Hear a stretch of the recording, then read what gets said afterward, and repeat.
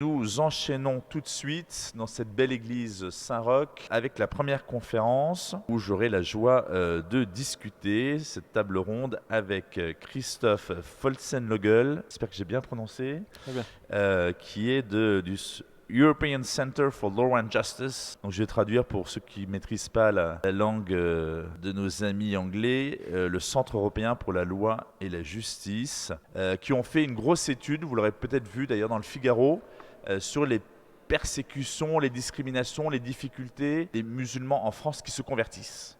D'ailleurs, on a participé à cette étude, mais le gros du travail juridique et analytique a été fait par nos amis. Et Christophe aura l'occasion de développer ça en quelques instants. Alors moi, peut-être pour introduire cette table ronde sur les conversions et la persécution, je vais plutôt faire un petit peu un tour du monde. Vous le savez, j'étais autrefois directeur de l'AUD, l'aide à l'église en détresse, et j'avais donc l'occasion de pas mal bourlinguer à travers le monde, un petit peu partout. On a des projets dans plus de 150 pays, et notamment dans des pays à majorité musulmane. Et alors des conversions, il y en a un peu partout au christianisme dans le monde, pas simplement dans les pays musulmans. Vous en avez en Inde, vous en avez dans des pays donc plutôt où c'est l'hindouisme.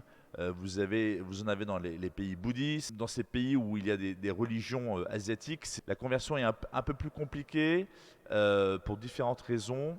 Pour les Indiens, en fait, ils ont une espèce de religion panthéiste. Souvent que dans l'hindouisme, il y a 1 million de dieux. Enfin, vous pouvez en rajouter un, imprimer 10 000. De toute façon, il en reste plein. Donc beaucoup d'Indiens sont en fait sensibles à la figure du Christ et acceptent que ce soit une divinité de plus, pourquoi pas. Ils n'en sont pas un prêt, vous voyez.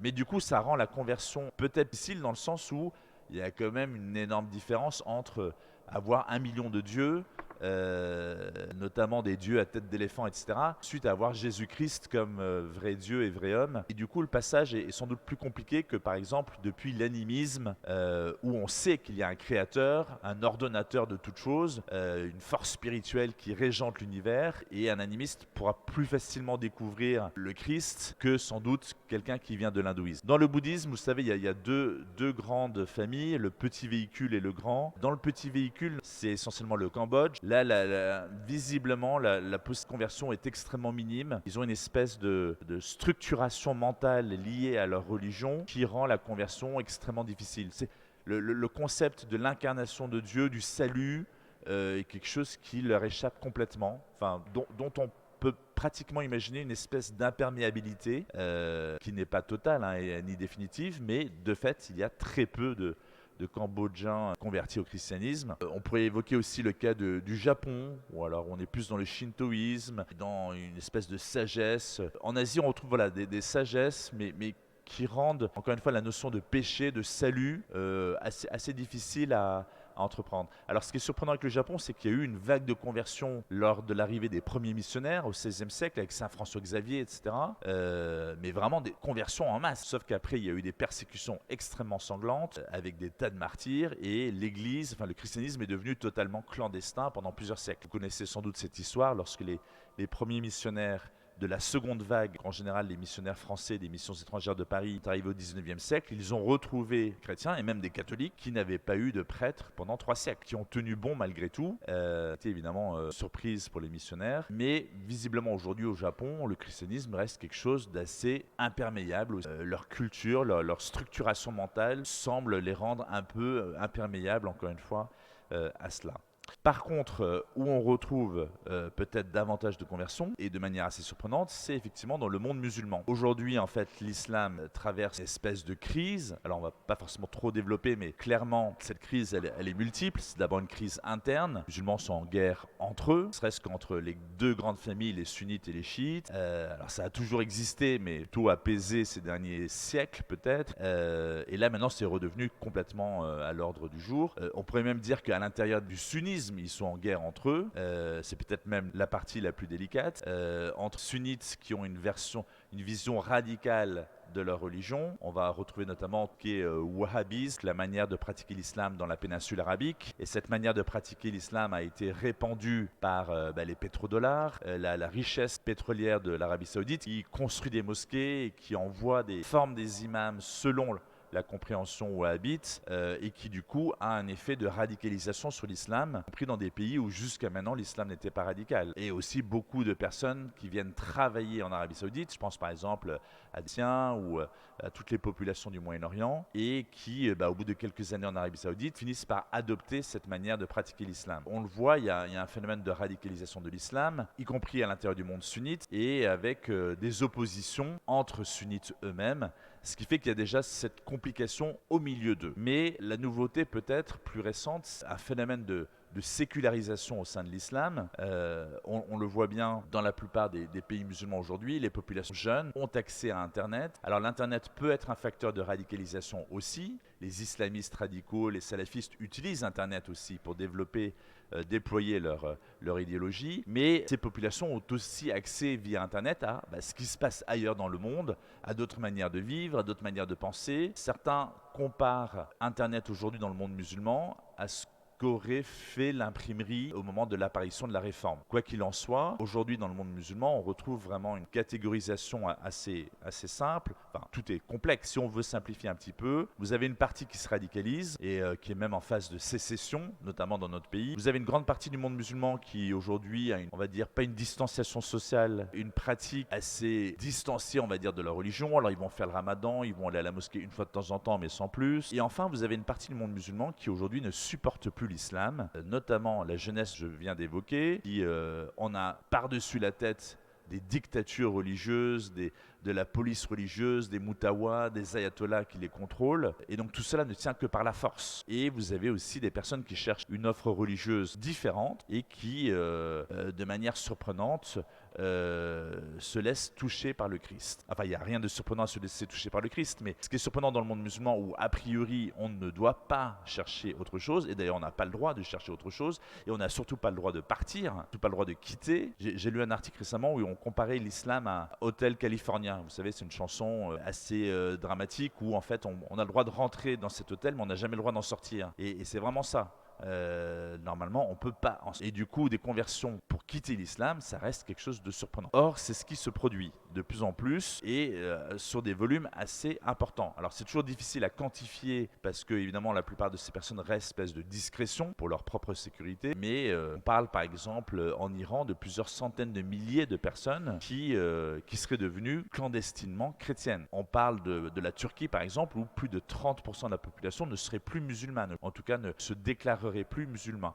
Donc, enfin, ils ne vont pas le dire officiellement au gouvernement, mais on est dans une phase de rejet même qui commence de l'islam. Alors tout ça tempère effectivement un petit peu les a priori que nous pourrions avoir sur, par exemple, ce qui se passe en France ou en Europe, où on a plutôt l'impression que l'islam se développe, qu'il y a de plus en plus de musulmans. Si on regarde ce qui se passe sur la scène mondiale, c'est un petit peu différent. Alors, les persécutions à ce niveau-là, eh bien, ça se passe notamment dans les zones où il y a une radicalisation de l'islam, et on l'a bien vu ces dernières années, par exemple en Irak ou en Syrie. Alors bien entendu, ce ne sont pas que des questions religieuses, d'ailleurs il y a des géopolitiques, il y a des questions d'ingérence extérieure. On nous a présenté la Syrie comme une guerre civile, vous le savez que ça a été en fait une guerre internationale, avec des intérêts convergents d'un côté l'Arabie Saoudite, le Qatar, la Turquie, mais aussi l'Occident, la Grande-Bretagne et la France, qui ont cherché à détruire ce pays pour différents intérêts économiques en général liés au gaz, au pétrole. Et de l'autre côté, eh bien, l'État syrien qui essaie de survivre et qui a été aidé pour cela par la Russie et aussi par l'Iran. Quoi qu'il en soit, donc on voit bien au départ, c'est pas une religieuse, c'est pas une guerre de religion déroulée avant l'Irak, mais il y a eu aussi une dimension religieuse évidemment, puisque le principal outil sur place sur le terrain de déstructuration de ces pays, ça a été notamment l'État islamique. L'État islamique, comme eux-mêmes baptisés, enfin baptisé c'est peut-être pas le bon mot, nommé, eh bien, il est islamique cet État. Et ils imposaient la charia, et ils imposaient aussi donc cet islam radical, y compris aux musulmans qui n'en avaient pas envie.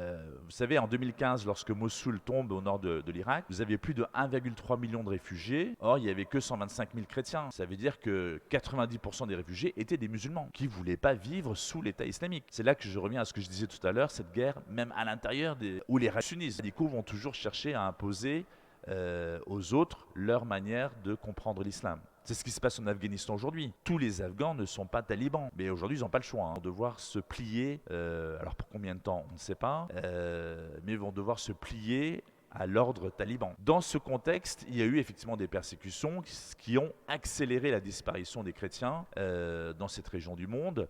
Je rappelle qu'en 2003, avant l'occupation américaine de l'Irak, il y avait encore 1,5 million de chrétiens en Irak. Aujourd'hui, s'il en reste 150 000, vraiment en étant extrêmement généreux. Ça veut dire que 90% de la communauté chrétienne a disparu en une quinzaine d'années, et en fait une dizaine d'années. Donc, et en Syrie, c'est pareil, la communauté chrétienne a été divisée par 3. Donc la plupart sont partis au Liban. Alors, il n'y a pas que les chrétiens qui sont partis, les musulmans aussi. Sauf que les chrétiens représentaient simplement 8% de la population. Et si on perd les 2 tiers de la communauté, enfin, il reste 2 ou 3%. Et on arrive à un seuil critique où ils ne représentent plus rien. Et donc, il y a une accélération liée au chaos qu'on a nous-mêmes engendré d'ailleurs, et qui fait qu'on arrive à des chiffres où il n'y a plus de chrétiens et où ou plus du tout assez, et du coup leur extrême minorité et fragilité accélère même le processus de leur disparition. Cela étant, juste pour terminer cette petite introduction, si c'est une introduction c'est long, mais en fait c'était ma partie de la conférence avant de passer la parole à Christophe, puis après on échangera. Ce qui est intéressant de noter tout de même, puisqu'on parle de conversion, dans ces pays-là, je l'ai dit tout à l'heure en Iran, etc., mais il y a beaucoup de conversions. Alors difficile de parler de persécution encore, parce que, encore une fois, la plupart des cas, ces gens-là restent dans une confidentialité totale. Mais on sait qu'en Iran, il y a des chrétiens en prison. On sait qu'en Arabie Saoudite, il y a eu quelques Saoudiens devenus chrétiens qui ont été repérés et qui ont eu énormément de problèmes. Donc c'est des cas un peu isolés, mais derrière, face immergée de l'iceberg, c'est qu'il y a des conversions et que pour le moment, il est quasiment impossible pour eux de faire leur coming out et de l'afficher. Mais moi, je suis assez persuadé qu'un jour viendra, si on se retrouve avec plusieurs centaines de milliers d'Iraniens, par exemple, qui sont secrètement chrétiens, il y a un moment donné, ça va émerger, va sortir, vous voyez. Et ça sera comme un basculement soudain. D'un seul coup, on s'apercevra que de leur nombre et surtout de la qualité de leur foi, parce qu'ils auront enduré secrètement pendant assez longtemps un risque pour leur vie même, simple fait d'être devenus chrétiens. Et juste en guise de transition, c'est ce que nous observons déjà ici en France. Il y en a sans doute dans la salle. Un certain nombre de musulmans sont devenus chrétiens, deviennent chrétiens, et en général, même leur famille ne le sait pas, mais ça finit pour certains par générer un certain nombre de complications, et c'est toute l'étude qu'a faite le Centre européen pour la loi et la justice, dont va nous parler Christophe maintenant.